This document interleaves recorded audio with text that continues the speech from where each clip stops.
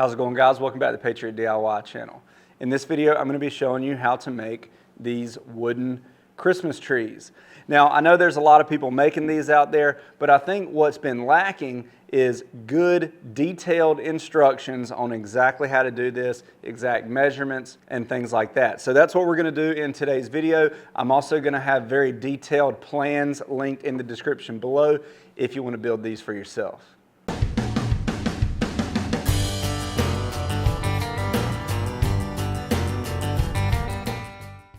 All right, guys, now these wooden Christmas trees are super popular right now, whether you just want to build these as decoration in your house, or if you want to build them to give as gifts, or even to make and sell in your local area. These are super versatile and make great Christmas decorations. You can leave them bare wood, you can stain them, paint them any color you want. A lot of people will also dress these up by wrapping Christmas lights around them, hanging an ornament here in the middle, or using this as a base to add candles on the inside. There's really a lot that you can do with these to make them your own.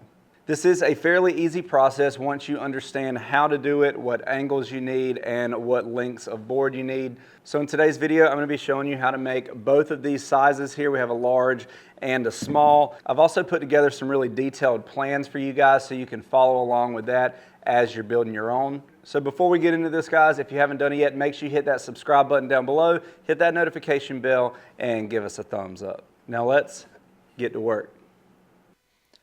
Now we're going to be using the miter saw for all of our cuts on this project. So the first thing we need to do is set it to a 30-degree angle. Now we're going to keep our miter saw at that 30-degree angle for all of our cuts. So once you set it, you don't have to make any more adjustments for the remainder of the project.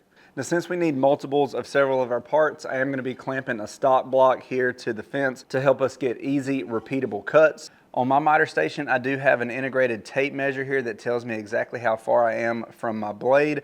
Unfortunately, it doesn't go down far enough for the small measurements we need. The easiest way I've found to get around that is to measure and mark a line at 10 inches on my stop block. That way, whatever measurement I need, I just add 10 to it and align that mark with that measurement on the tape measure, and my pieces should cut to exactly the size I need. We're going to be using 1x3 boards for this project. And the first thing I'm going to do is take that over to the miter saw and cut off the end of the board at that 30-degree angle. Then, without changing the orientation of the board at all, I'm just going to slide it down to my stop block and make another cut. Now you do want to be careful here to let that blade stop before you raise it up so you don't get any kickback. And you can see here this piece has that angle cut in the same direction on both ends of the board. That's exactly what we want for this piece. Now we do need 4 of these, so we're just going to slide the board down and continue cutting. For these first 4 pieces, we have our stop block set at 6 7/16. That's going to be the total length if you measure from tip to tip. So on the first 4 pieces we cut here, that angle goes the same way on both ends of the board. So we don't have to flip the board or anything. We just make a cut, slide it down, make another cut, and we're good to go for our first 4 pieces. For the rest of our pieces in this project, we're going to need those angles to go opposite directions. So the way we're going to do that is after every cut, we're simply going to flip the board before we make the next cut. And we're going to continue flipping that board between each cut. That's going to give us those opposite angles on each side. Now for these next couple of pieces, I'm going to need to move my stop block to 6 inches. So I'll go ahead and do that.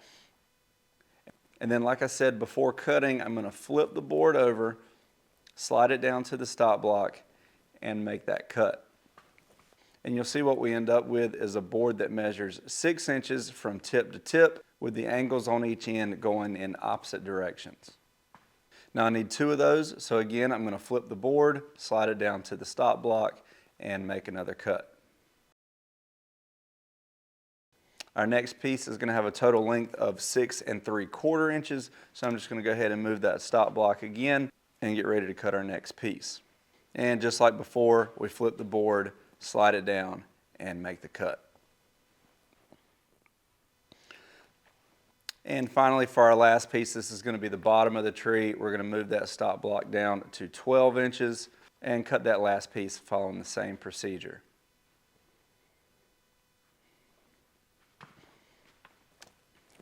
And what we end up with is 4 pieces with the angles on the end going in the same direction. These measure a total length of 6 7/16.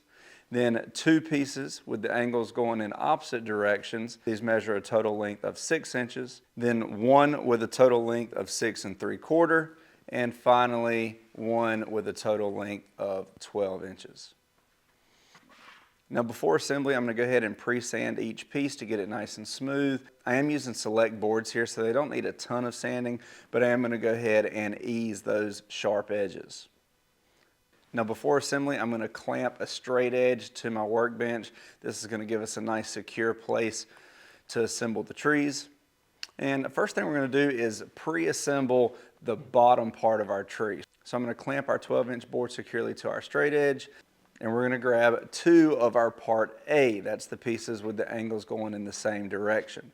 Now these pieces are going to be secured with wood glue, but wood glue takes a long time to dry. So I'm also going to be putting a little CA glue on here so I can tack it in place, and that's going to hold our pieces together while that wood glue sets. Then I'm going to spray the activator on the end of our bottom piece and use that straight edge to help me perfectly align this on the end.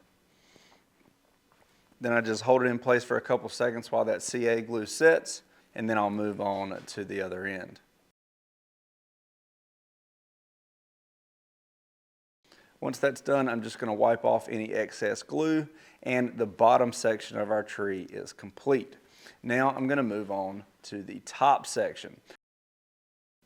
For this, we're going to need 1 of our part B, that's the 6-inch piece, and 1 part C, that's the 6 3/4 inch piece. So I'm going to go ahead and clamp the 6-inch piece to the straight edge, and then I'll attach that 6 3/4 inch piece to the end using the wood glue and CA glue the same way we did before.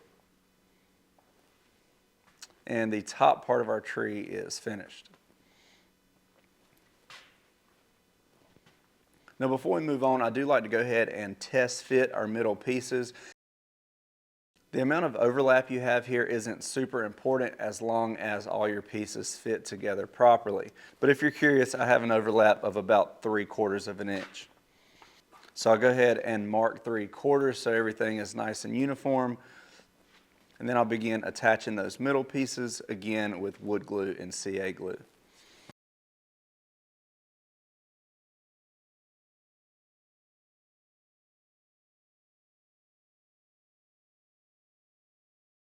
Once those are in place, I'll apply the glue to our top piece and go ahead and put that in place and hold it together while that CA glue sets.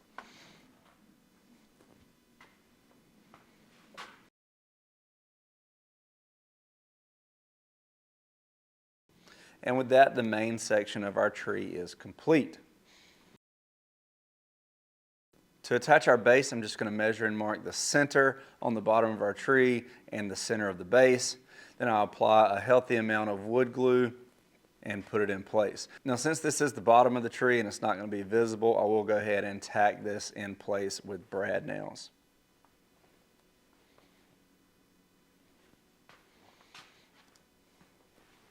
And that's all there is to it. We are done with this tree, guys, and I think it looks great. The smaller tree is going to be assembled in the exact same way we assembled the large tree, and you'll find all those dimensions listed in the build plans.